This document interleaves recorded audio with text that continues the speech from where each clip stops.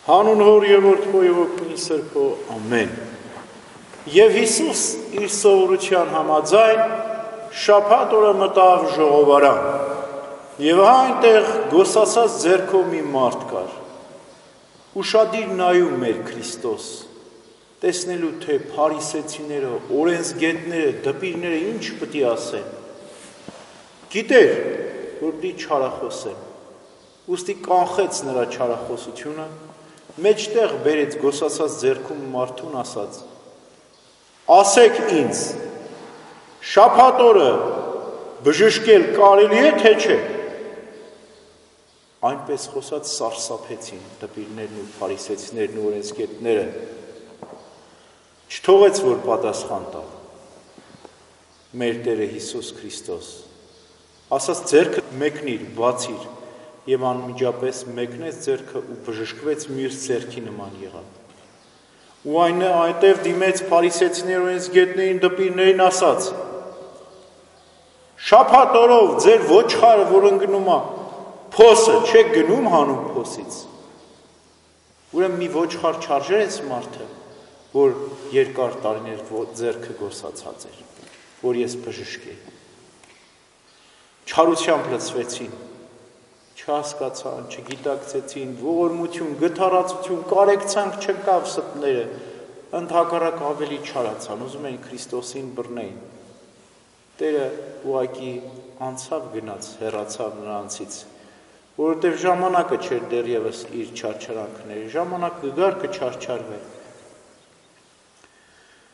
Իրապես այս գոսացած ձեռքով մարդը շատ էր տանջվել, չարչարվել, և առաջին մարդը, Ադամը ևս շատ էր տանջվել ու չարչարվել։ Ուրբաթ օրը ստեղծվեց Ադամը, 6-րդ օրը ստեղծվեց Ադամը։ Եվ ձեռքերը հենց նույն 6-րդ օրը, ինչպես Սուրբ Գրիգոր Տաթևացին է ասում, ընդամենը 7 ժամ ապրելով դրախտում մեկնեց ու քաղեց արգելված պտուղը։ Գոսացավ մեր նախահոր ձեռքը,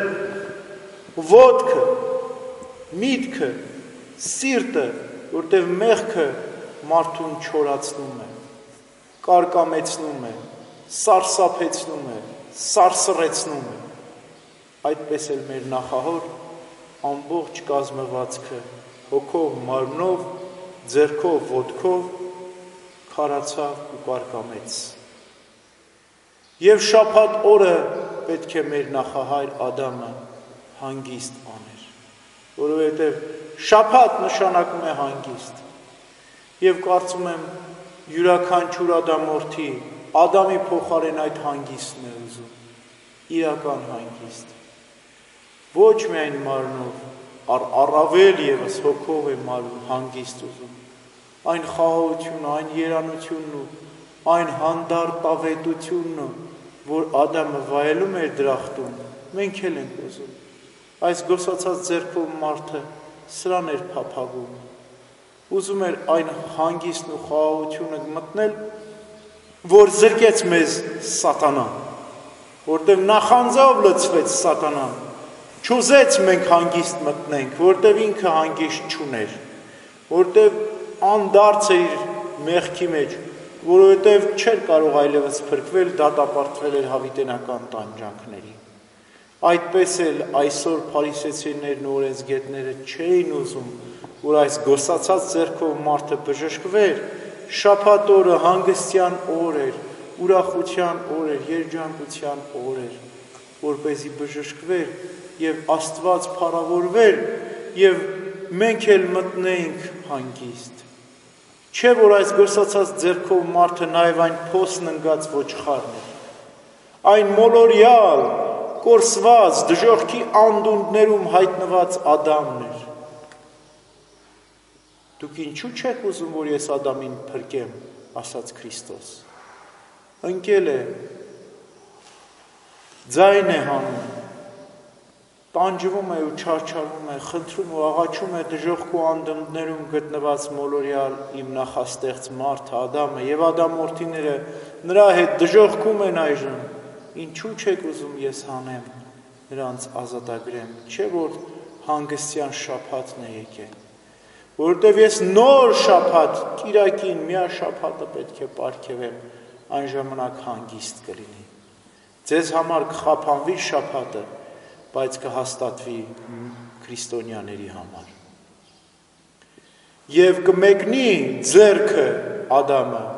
կլինի մյուս ձեռքի նման, կբժշկվի մեր նախահայր Ադամը, խորանդուդներից դուրս կգա, միաշաբաթին, ոչ թե շաբաթին, և հարություն կառնի մեռելներից մեր Տերը, իր հետ հարություն կտա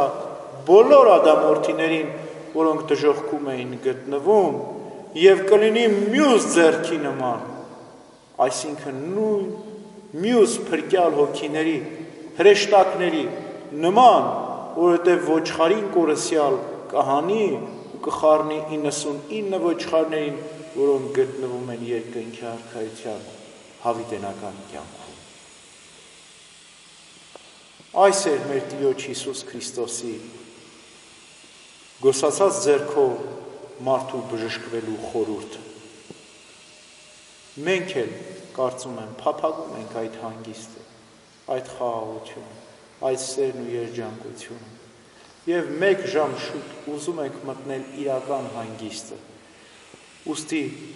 արտասուքներով, աղաչանքներով ու պաղատանքներով խնդրենք, որ Տերը մեր հոգում հանգիստ տա և պաղատենք, որ նաև հավիտենական հանգիստը պարգևի մեզ հանդերձյալ կյանքում։ Ամեն։